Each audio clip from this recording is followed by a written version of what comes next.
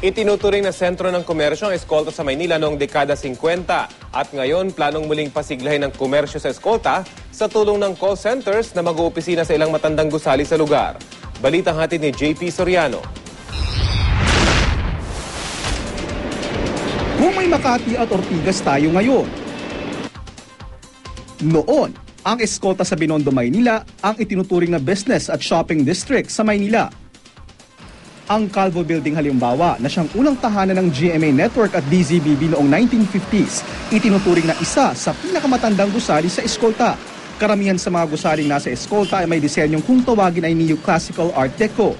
Ang mga tinaguriang Escolta Boys na sina Carlos at June, saksi raw kung gaano kagarbo at kasosyal ika nga ang Escolta noong bata pa sila. Talagang maganda, mahiya ka rito magtsinelas o kaya puro mga galanteng tao pumapasal dito.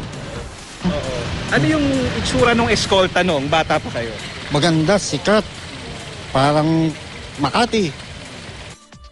Pero matapos ang World War II at paglipas ng panahon, unti-unti na ring humina ang dating sentro ng pagnenegosyo. Ang ilang gusali ibinenta na sa iba at inabandona na. Pero para sa mga miyembro ng Escolta Commercial Association, panahon na para muling ibalik ang sigla ng Escolta. Ngayon, ang ilang lumang gusali sa Escolta na halos 70 taong gulang na ang tanda, gaya ng dating First National City Bank at dating PNB Building, nakatakda ng gamiting Business Processing Outsourcing o BPO o yung mga call centers. Ito raw ang napagkasunduan ng mga may-ari ng mga gusali sa Escolta para muling buhayin ang pagnenegosyo at turismo sa lugar.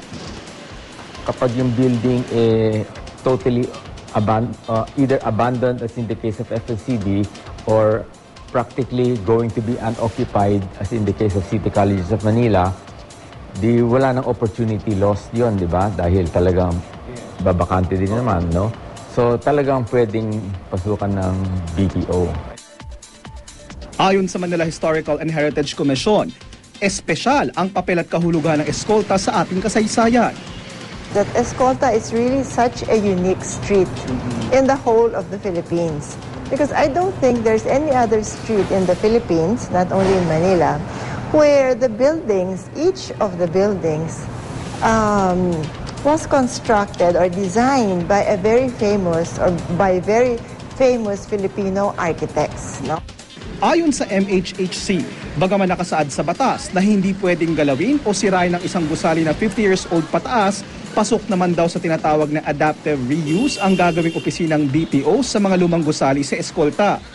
Ang mga may-ari ng mga building dyan, talagang gusto nilang ayusin at saka bigyan ng halaga yung kanilang mga gusali. Walang heritage mo. Wala. As a matter of fact, ang isang efforts nga namin, ang isang